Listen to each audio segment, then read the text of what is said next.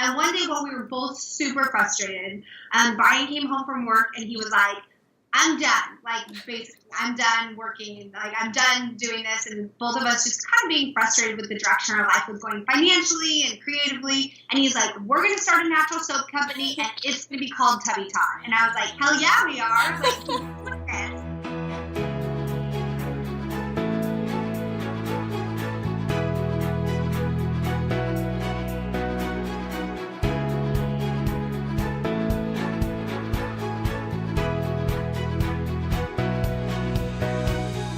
It's Hillary of Wunderkin Co, and we make handmade hair bows for the adventurous child. And I'm here today with Andrea Williams, head mama and co-founder of Tubby Todd. Hey, Andrea. Hi, I'm so excited. So am I. And so we're really excited to do an interview today. And for those of you who are new watching this, we started this creative entrepreneurship series to kind of pull back the curtain on entrepreneurship, especially all of these creative social media entrepreneurs, and really let you behind the scenes about the ups and the downs and the moments of failure in the learning process and all that. Like I said in the other video, one of my favorite things to do is have coffee with entrepreneurs and just have these one-on-one meetings where you dig deep and you're left feeling super inspired. So we wanted all of you to have a chance to kind of listen in on these types of meetings and just learn from the journey. So Andrea, before we start talking business, can you tell us a little bit more about yourself personally? So I live here in San Diego. Right now I am in our office. We call it the Tub Hub in North County in Carlsbad. And I have 3 children. Joe is 7. I have a little boy, Walker, and then a little baby. We call him King James. His name's James. And I speak Spanish. That's what I actually studied in college, was Latin American Studies, with the goal of being a Spanish teacher or teaching English to Spanish speakers. But I don't do that. I sell soap. And my husband and I run this business together. So we've been married almost 10 years. Brian is his name. Congrats. That's awesome. Thank you. Cool. So tell me a little bit more, I guess, about what you were doing before you started Tubby Todd and just how it evolved and started.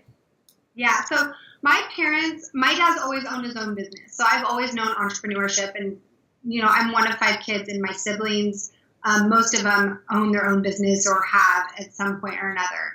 So entrepreneurship is really familiar to us. And my mom always helped my dad with his businesses growing up. So I always imagined that I would grow up and help my husband with a business that he started and he piloted. And that would just be, I would help while raising our kids from home.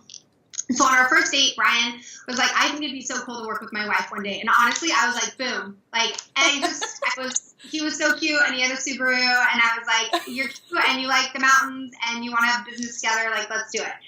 But then after we got married, we tried to start 4 or 5 businesses, and none of them really came to fruition. They all kind of fell apart. There was like a window washing company and a backpacking company and like a tent company. No way. And, at one point after we had our first child, I was writing a book. So I wrote my first book when I was about 7 years ago. It was a self-care guide for returned Mormon sister missionaries because I had served a Mormon mission. And I just loved the idea of helping people adjust back home. And so I was working on that project, and I was working from home doing social media marketing while raising our first little one. And Brian started a marketing company on the side from his day job. So I would help him with that, and we would work together, and I absolutely hated it because I would call companies and negotiate these rates, and it was horrible. And it was and we saw that there was potential for me to get a side business going while I was raising our kids from home, and he continued to pay our day job bills, but it wasn't the right fit. So I had gone to BYU in Provo, Utah, and a lot of people that we had known there had successful blogs. And so we were like, you know what? We should start a company that we feel comfortable with, that has something to do with family, because we're not cool enough to start a lifestyle brand that doesn't have to do with kids. And we knew that from the beginning. And that was now I don't even think I'm cool enough to have a lifestyle brand that does with kids. There's so many cool moms now, but at the time that was as cool as we could go. But So we, at the time, so my dad, who has started and sold multiple successful businesses, always says, if you want to start a business, look at your day job and work your absolute hardest, and you will find a need that will turn into a business. And at the time, Brian worked for a manufacturer, and they made products for a lot of natural soap companies, and he became friends with a lot of formulators. And that is how we were introduced to formulation and natural products, and that is how Tubby Todd came to be. And one day while we were both super frustrated, Brian came home from work, and he was like, I'm done. Like, basically, I'm done working. Like, I'm done doing this. And both of us just kind of being frustrated with the direction our life was going financially and creatively. And he's like, we're going to start a natural soap company, and it's going to be called Tubby Todd. And I was like, hell yeah, we are. Like, what's this? And now I'm like, why did I say yes so strongly to that? And he's like, oh, and the mascot's going to be a moose, because his name is Brian Todd, and he was like the fattest baby ever born in the San Jose hospital, the largest baby. He was 11 pounds. They call him the moose. So gross, right? I know. And I have really babies. So my only advice to like unmarried women is like, ask your husband how much he weighed as a child, because my children have destroyed my body. But like, I think.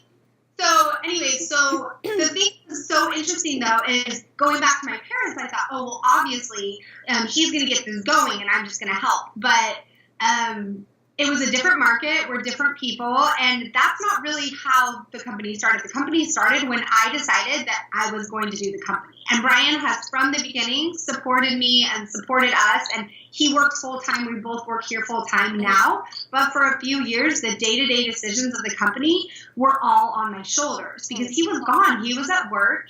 And I was the one who was the female in the social media world and also the voice of the company and also the one who was using the products on our kids and was with our kids 24 hours a day and knew the needs that they needed. So I knew what other moms were looking for too, you know? So that was a really interesting shift for me and really hard for me to be like, no, I'm going to be driving this. And now it doesn't have to be that. But for a long time, it was me driving. And I was like, no, this is unnecessary that he's going to drive. And it was just a gender role thing that I hadn't been introduced to. Not that my family was opposed to it. I just hadn't seen it. Yeah. And I don't think a lot of people in our generation had. And now I can't stop driving. And I think everyone wants me to get out and drive seat. That's awesome. I mean, that's They've never given me the keys. So I didn't realize you had so many like startup, stop-up, like things that happened before this. And that's really interesting. Window washing, I mean, super exciting. Yeah. Yeah. I don't know if you know, but I had a carpet cleaning company before this too, so it's like very glamorous as well. So what is? I guess give me an idea of like where you guys are now. Like, did you say 4 years?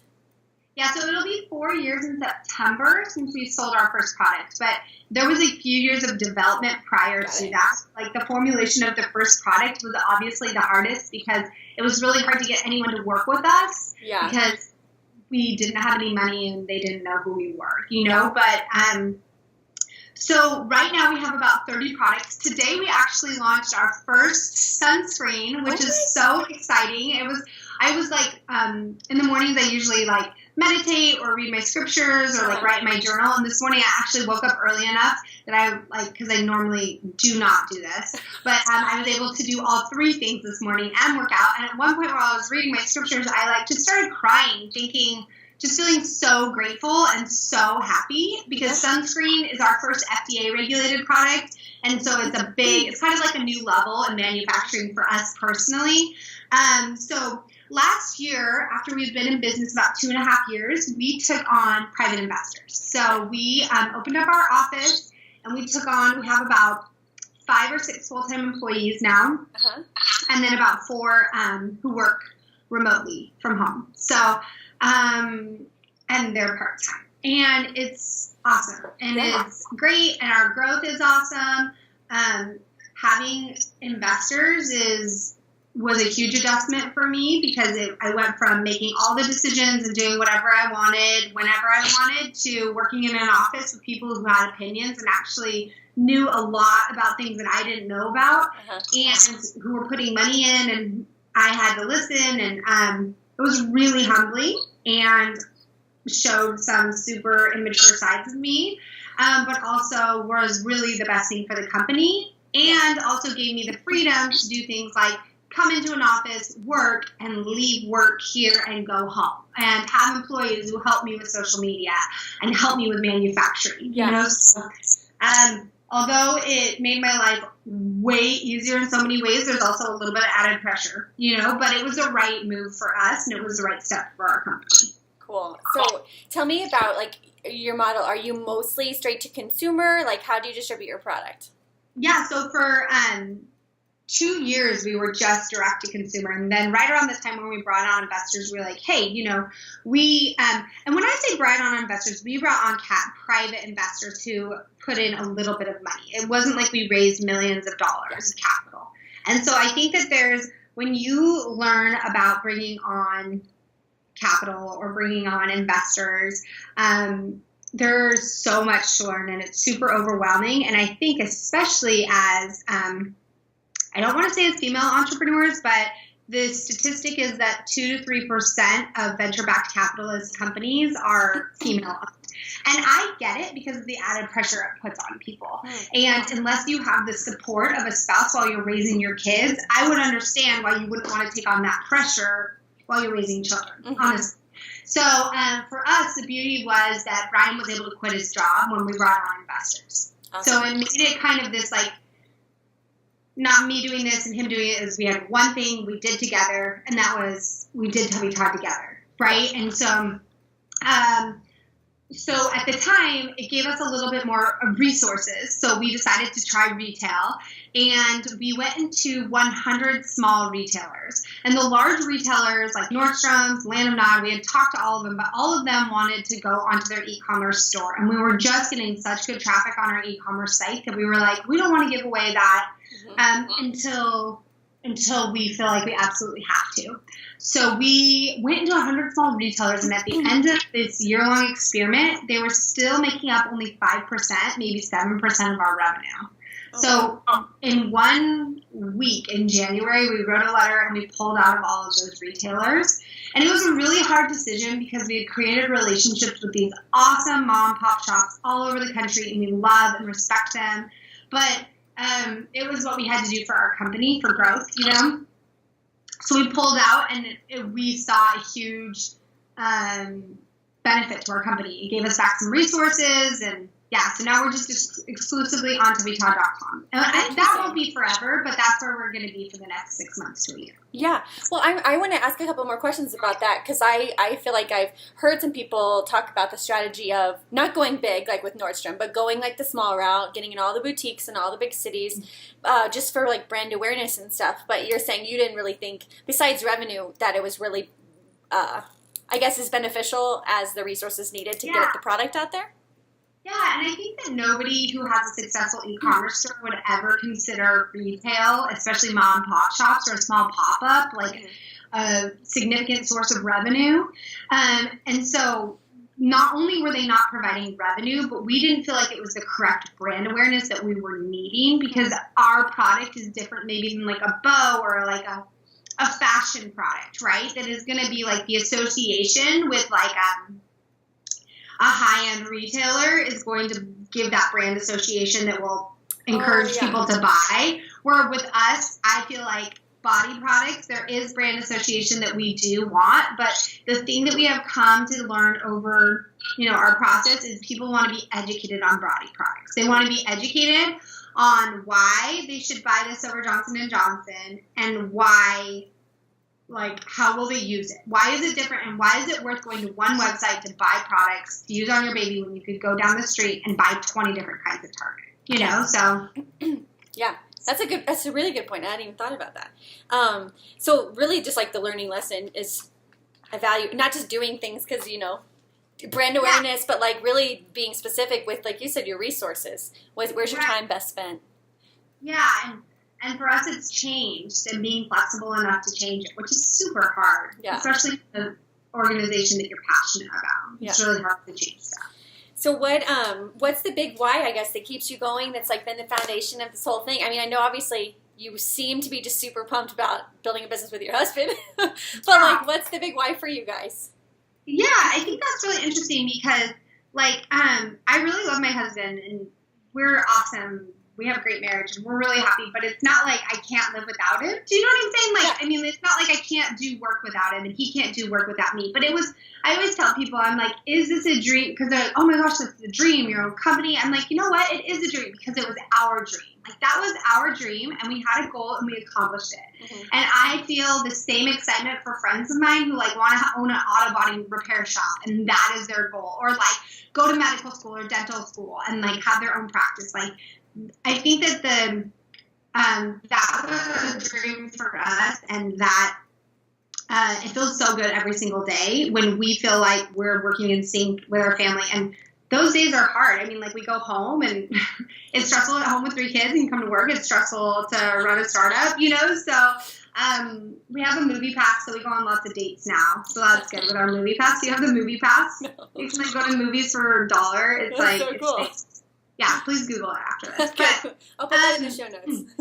Going back to the why, I think the thing that I really realized after we had done the marketing company together, and then I just knew that it was not the right fit for me because I did feel passionate about it, and I really am driven by connection, is that we started this company because we wanted to connect together. And the reason this company works is because I love connecting with other women. Like, before this call, I was tired, I was hungry, and, like, I was, like, not excited about it. But then as soon as I saw you, I was, like, so stoked to talk about business with you. Like, I am seriously having so much fun. Like, I love talking about marketing, I love talking about business, and I love connecting with other women about that. I also love talking about kids. Like, I think kids are hilarious. I love them. I always wanted to be a mom of a big family.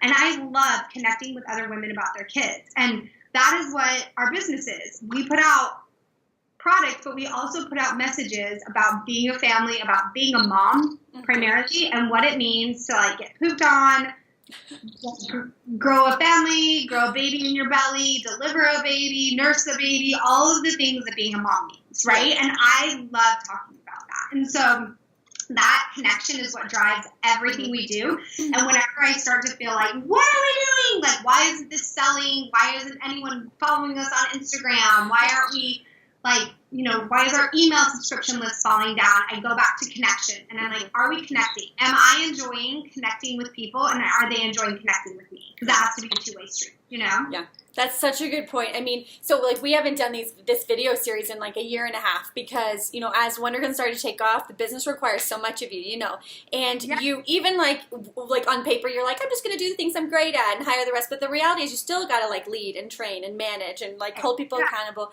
And even this, I was like the same. I was so nervous about doing these again, and it's like I have so many things I need to do for Wunderkin right now, but this is what gives me life. It's the same thing. It's like connecting and just talking about business, and I feel like there's no other vehicle for realizing dreams and goals than business, and so it's super exciting. So can you tell us, like, a very specific story about kind of like the worst moment Tubby Todd has experienced, or just the most stressful or the lowest thing you guys have done, and what it was, how you kind of got through it, and what you learned from it?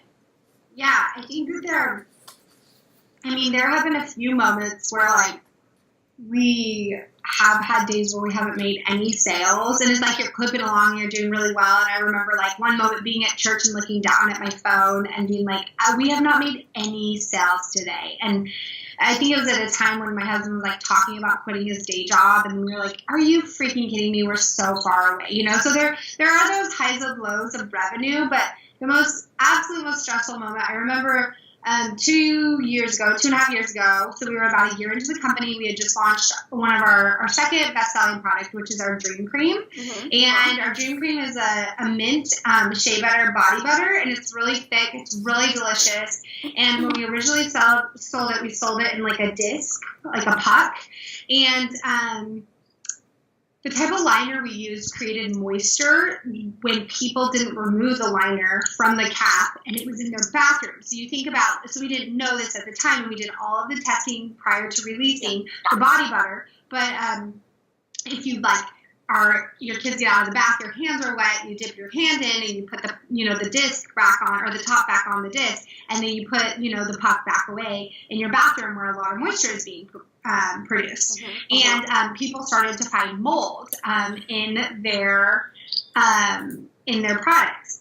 And I started to have nightmares about mold. And I remember one time being, I was like 6 or 7 months pregnant, and I guess I was like 6 months pregnant with my third child. My husband was like, Brian was working like 12 to 13 hour days at his day job, trying to like just, make money. And it was Christmas time, and I remember I didn't have an office, and I was like trying to get out of the house, and I had driven my kids to like their schools, and I was pregnant, and I was sitting in a Starbucks, and I was talking to our manufacturer, and I was just like, listen, like, no more mold. Like, I cannot, like, and I thought to myself, like, am I risking, like, my baby's, like, livelihood? Because I am so stressed out right now, like, thinking about people. If I see one more picture, and it was only like 12 people had found it, but then the idea that a few thousand people might find it was just so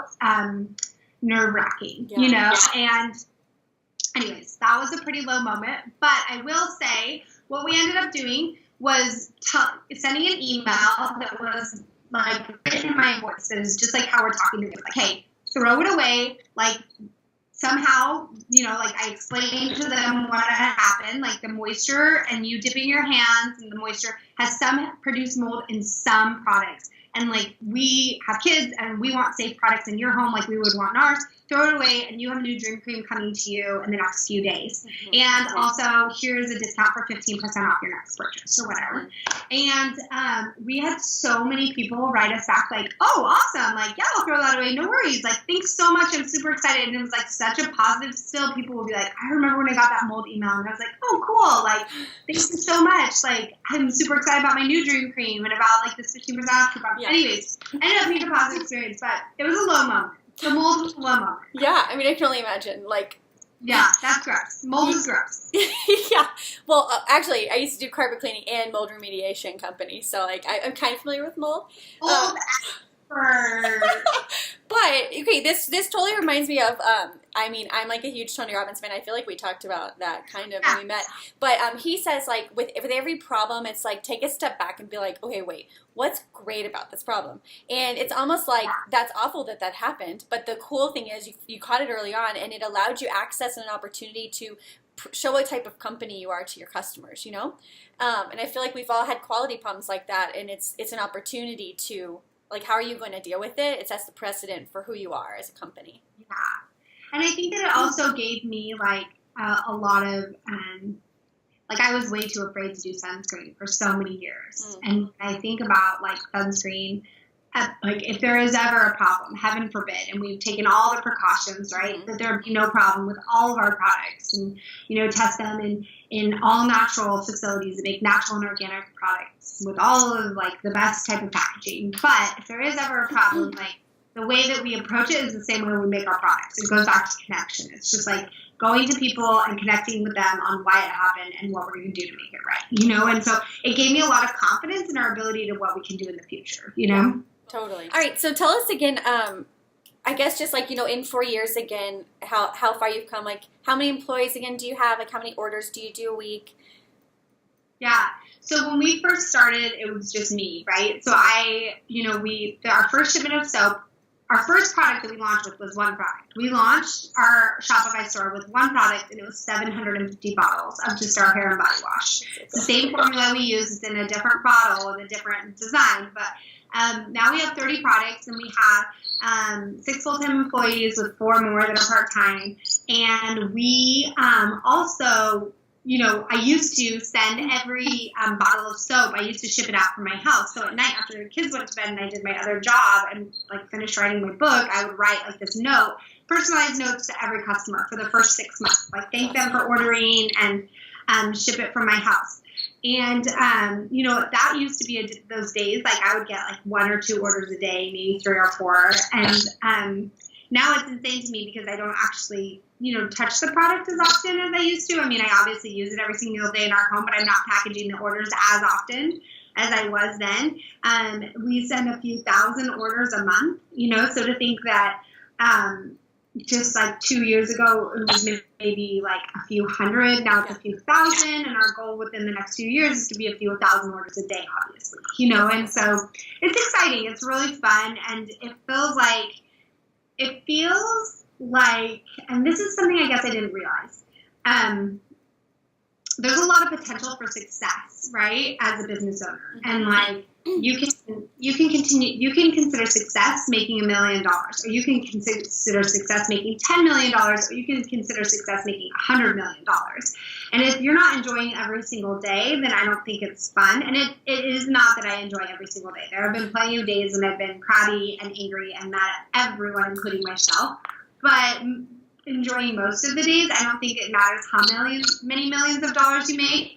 But it's cool now for us as an organization to sit back and to say, okay, we can take this as big or make this as small as we want. What type of life do we want? And that has been super empowering to me to say we could have 500 employees or we can have 5 employees. Where do we want to be and what is going to be happiness for us? You know?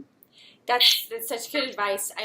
There was a book called Rework. I don't know if you've read that, but it was about just like so many entrepreneurs just want to go bigger, bigger, bigger, and it's never enough. But it's like, take a step back to say, like, the ultimate goal is obviously loving your life and loving your family and, like, you know, enjoying your day. And so, like, what business supports that the best versus just endlessly striving. And then also just the fact that, like, if you're constantly striving for more, like, maybe you're not appreciating, you know, and loving, like you said, the day-to-day. Exactly. Yeah, for sure. So for you, what does that look like, I guess, with work? Like, what things are you passionate about? How do you structure things so that your business does support that type of life for you? Yeah, I think being with my kids is super important for me personally. And like the reason we started Tubby Todd is because we wanted to have a specific type of lifestyle for our family. So now it's always like reworking to make sure it's meeting what the intentions of originally starting it. Yeah.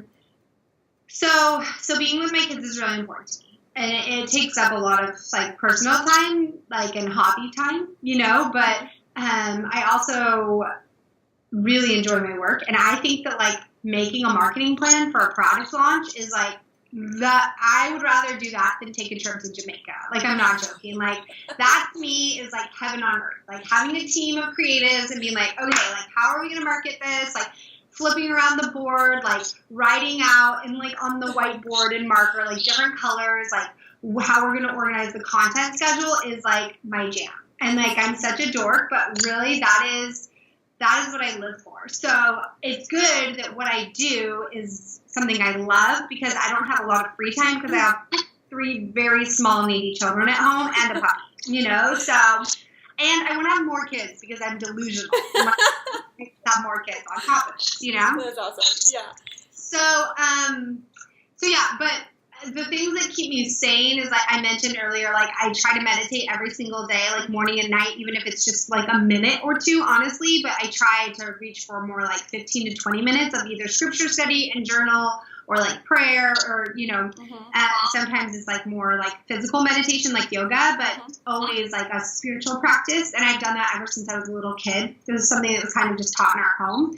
And then I try to exercise like 3 to 4 possibly 5 times a week, but usually it's only for like 30 minutes, like a run or a walk or like just a quick trip to the gym. So, but that again is also something super important to me. I also really love to cook, and I try to spend a few hours a week in the kitchen just like doing whatever I want, cooking food I love that nobody else, I don't care if anyone else wants to eat it, you know? So cool. Yeah. I mean, I feel like not many people have that level of self-awareness to do the things they love like that, you know, frequently. But I watch The Bachelor every Monday night, and it's so stupid, but I love it.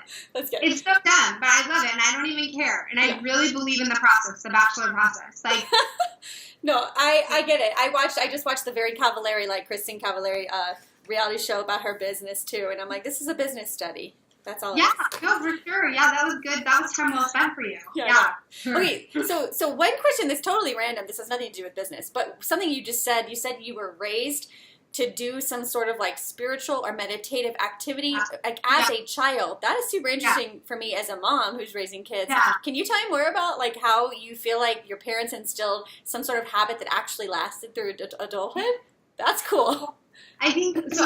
I'm Mormon. I'm Latter-day Saint, and that's like a super big tenet of the Mormon faith. So my parents, like my mom had 5 kids, and like they ran a business and were super busy, and so I feel like it was more like we're Mormon. We lived in a Mormon church, and although they're not like super orthodox, a lot of it was find for yourself, but my mom and dad are really big on like a relationship with God and like also self-care, which is a trend that is so new, but I always say my parents were hip because self-care was really important to both of them like 30 years ago. Yeah. But like productive self-care, you know, like not just like massages and pedicures, no, but more, my mom has always read, always taken time to meditate, always taken time for like prayer. And I remember seeing that as a child. And so they looked really happy, so I wanted to be like them. And so I started that as a child and always have maintained that. And I feel like my siblings have as well. That's really cool. I mean, super fascinating to me. We could like talk for hours about that, I'm sure. If your parents happy, you want to do what they're doing, right? If they look unhappy, you don't want to do what they're doing. Yeah, for sure. Yeah. Okay, so I'm going to kind of sum up a couple of these last questions because I know we're already at the half-hour mark, but I have so much more I want to ask you. Fun. Okay, so you were saying kind of like how much you love putting together a marketing plan. So let's jump to the question that I always ask, which is sort of like if you were to give a little college class or like an e-course on something you're super good at as an entrepreneur, what would it be? Which I'm assuming might be marketing plan stuff. I don't know. But can you like give us a little lesson for all those out there who might be like, I want to like put together this like epic thing for my fall collection? Yeah. So I think the best thing that we can do in like our social media driven content world is user generated content. And user generated content has always been the way to sell something like throughout the history of time, right? So you think about like brochures for like real estate agents or dentists. There's always like a testimonial or a review is what we would call them, right? But now we do reposts or like give it to an influencer to wear, like there are so many ways to do user-generated content. And we started a bath soap company with the intention of selling through Instagram when nobody wants to take a picture of their kid naked. Everyone has horrible lighting in their house. And the bathroom is the last place that people spend money on. If you have a home, that's the last place you put money into. Nobody has a pretty bathroom unless they have lots of money. Honestly. Yeah, I guess that's true. Or like have just undergone some huge home remodel. So the fact that we've created a company based on people sharing our products through the literally worst scenario ever. You can get people to talk about your product if you have a product that they're going to love. So the first thing is to start with an awesome product. But in this little mini lecture, we'll understand that you have an awesome product, or we'll assume. Yeah. And the next thing is to make a list for any campaign that you're doing on how you're going to get people to talk about it. So how are you going to acquire that user-generated content? Are you going to do a contest? Are you going to do a giveaway for people who repost pictures? Are you going to send it to 100 influencers on your dime and not ask them to post, but just hope that they love it? Are you going to Wunderkindred did something awesome when they sent me a bow, and they were like, hey, we would love to see how you use your bow in your moments, right? And that day I made my little girl go put on the cute clothes she has that she never wears so I could take a picture of her. And I was so excited as a mom because I have this beautiful picture of her posing, and it was like every day that month she had just kind of worn ratty clothes to school because it was the end of school and we were just like, but I was like, put on your clogs, put on your cute new jeans and your bow, and we're going to take a picture. And it's a memory that I love, and it's a memory I shared on social media, right? They gave me a campaign and a platform. They sent me an email about it with really specific parameters and then also a follow-up, right? And so this is really you giving the lesson because you wanted it so well. Anyway, so I think that user-generated content is the most fun and also the most challenging way to sell a product. And before you go out to do any campaign, you better have 3 or 4 really clear ideas on how you're going to get people to talk about your stuff without paying them. Like that has nothing to do with paying them. You got to just send them the product or get them excited enough to talk about it. That's awesome. This is like gold. Good lesson. All right. So, okay, a real quick question. What, if you could sit down with any entrepreneur for lunch and ask them questions, who would it be and why? Glossier's founder, Emily Weiss. And the reason why I am legitimately obsessed with what she's created is not, I mean, like, I'm not a millennial who has dewy skin, so it's not like I'm even really her consumer. Like, I try to wear their makeup and I try to be dewy, but I don't, it's just like I've had too many age marks or spots from my pregnancy. It's not even my age, it's like my skin is all wrecked. But it's their marketing, like the way they've been able to connect is just, like, literally, I'll see stuff and I'll just yell at my phone, like, why are you so good at this? Like, I'm just so blown away by what she's created and how fast she's created and how much money she's earned.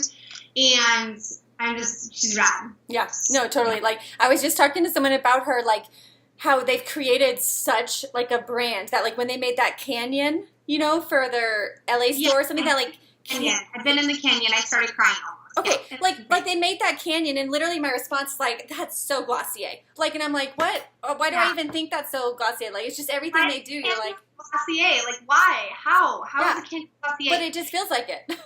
It just feels like it, right? And like, talk about user-generated content. When they announced their lid star, the first thing they did was posted a picture of Beyonce wearing their eyeshadow at the Grammys. That's how they announced that they were doing eyeshadow. What?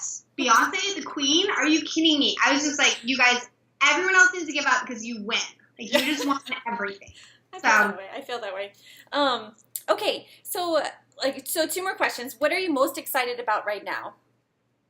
I'm super excited about sunscreen, and I'm excited about, I'm excited about Tubby Todd in-person experiences that we're going to be bringing this next year. Some like pop-ups, and also events. So I'm really excited about that. That to me is super exciting. That's like where you're going to be traveling to people or what? Yeah, so we'll have some permanent pop-up spots at the holiday times where people can go shop for a few months. So the details aren't really nailed down, and if I gave any away, my team would probably kill me because I've done that a few times in the past. Details, blah, blah. But, yeah, so I'm super excited about that. That's awesome. Okay, and then lastly, just closing thoughts, like what advice do you have for other women out there who are either already entrepreneurs and dealing with the ups and the downs, or people who have thought forever, like, I want to do something, but, haven't started yet? Yeah. I think the thing that makes people successful is something you're passionate about, and if you're not having fun, you're not going to be passionate, right? So if sometimes women will say to me, like, oh, I should do something, or men will say that to me as well. Like, or they want their wives to do something. And I'm like, why on earth would you want your wife to start a business if she's completely content and happy and passionate about what she's doing? So just being really careful to not want something that you're not passionate about, because it's not going to go well. Mm-hmm. Like, it's just not going to go well. And then for people who already are engaged in something, like trying every possible way they can to stay passionate about what they're doing. So whether that's like giving yourself perks of like getting to eat your favorite food every time you're in the office, or getting to like, I went and got my nails done this morning, and that's like a perk I give myself as a working mom. Like, I go get my nails done like every 3 to 4 weeks. I did not used to do that, but I just decided because I have to work this much and I'm tired a lot, this is something I'm giving to myself for this time in my life. Who knows if I'll always do it, And so whatever it is that makes your professional life and your pursuit fun, because any passion that you go after, there's going to be some really, really intense highs and lows, and you got to make sure daily you have something to look forward to.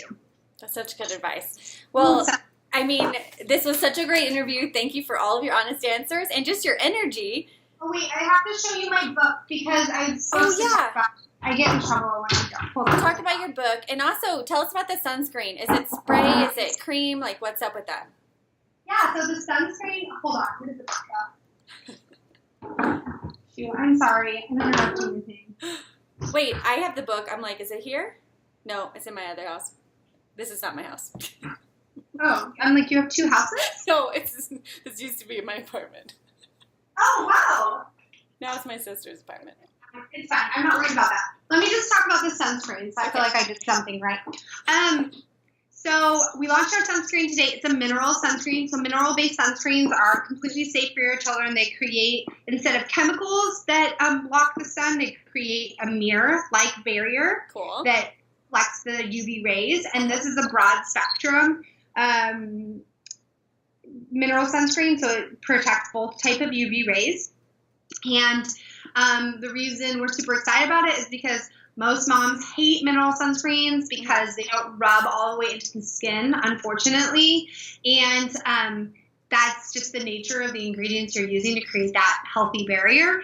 But of all we've sampled, all we've formulated, all we've put together, this one has the best user experience, and we're super excited about putting it on our kids, and so we know that you guys will love it as well. So we're super excited. Cool. And then you don't have your book to show us, but just tell us, what's your book? Yeah, so I don't ever have anything that I'm supposed to have when I show people stuff.